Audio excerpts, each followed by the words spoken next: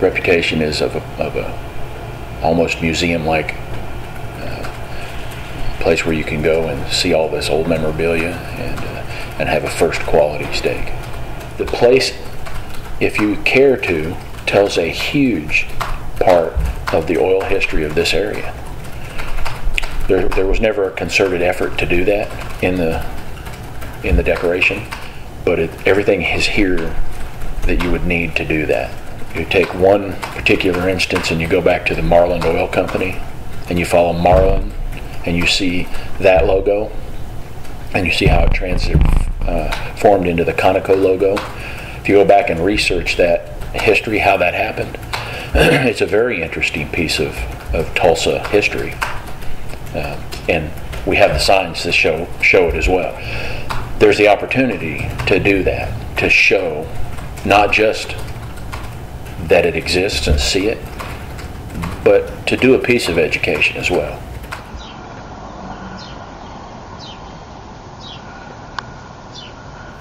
In 1976, it was opened originally by a member of the Phillips family, first name John. He operated this restaurant for about 3 years. And it was then purchased by Dwayne and Shirley Croxdale, who ran it for the next 25 plus years. How was this collected, and how did it grow through the restaurant itself? The original stuff was purchased and put in here just for the theme and done by the original owner. It has grown in two ways.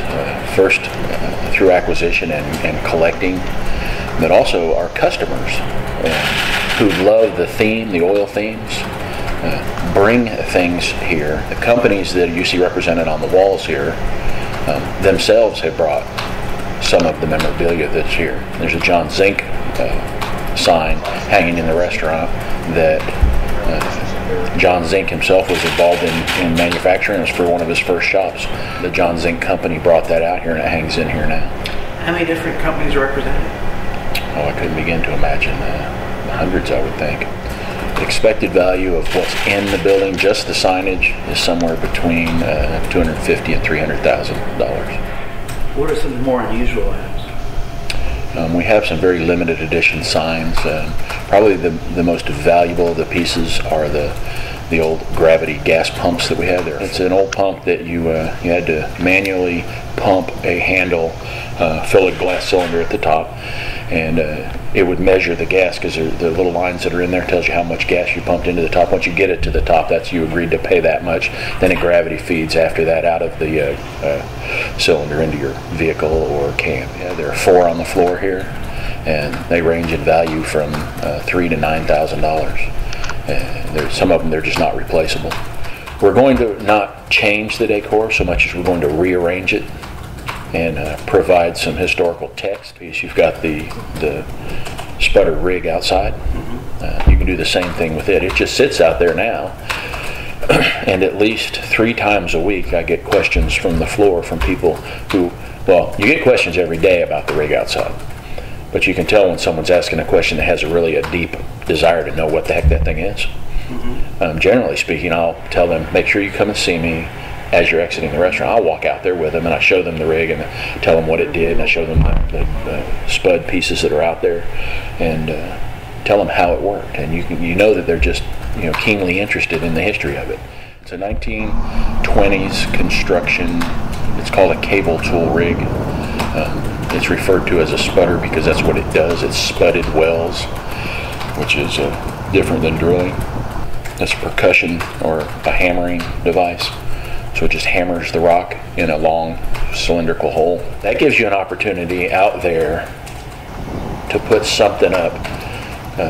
People will still be available to go out there and talk to folks about it, but more people will get an idea of what that machine is and what it did, what part it played in the history of this part of the world. If you just put some verbiage and some signage out there and tell people what those are. I mean, everyone's been to the museum. It's got the little brass plaque next to each of the pieces. That's what I'm envisioning out there. This is what this is. This is how it worked, and this is what it did. Does it still work? Is it still working? It does not work now, and it's only because it's made of timbers, and the timbers have degraded. In fact, yesterday I placed the purchase order for replacement timbers. So we're going to keep all the metal parts that are there, recondition them, and I've purchased timbers to put it back into not working condition, but back into a condition where it appears to be working, as it was retired out of the oil field. I wouldn't call them plans, but I have a long-term desire to put it into a condition where you could actually raise and lower the tools. I've talked to 2 different museum groups, one in Midland, Texas, and one in Pennsylvania. This is actually an interesting story. The guys in Midland and the guys in Pennsylvania have different opinions on how we should restore it. One group says it should be restored to the position where it was retired and still tired looking, but came out of the field. And I have the original brochure for when this machine was sold, with the original paint, how it looked when it came off the showroom floor, if there was a showroom, which I doubt. And one of the groups says we should restore it to that condition. And now this debate raged on for about 3 weeks, to the point where I wasn't even involved in it. The 2 groups were arguing back and forth about how it should be done. But, I have no desire to put it back to showroom floor. I think it needs to be, this is what it looked like at the end of its life. I mean, in this day and age, you could always make one at showroom floor conditions if you wanted to. Absolutely.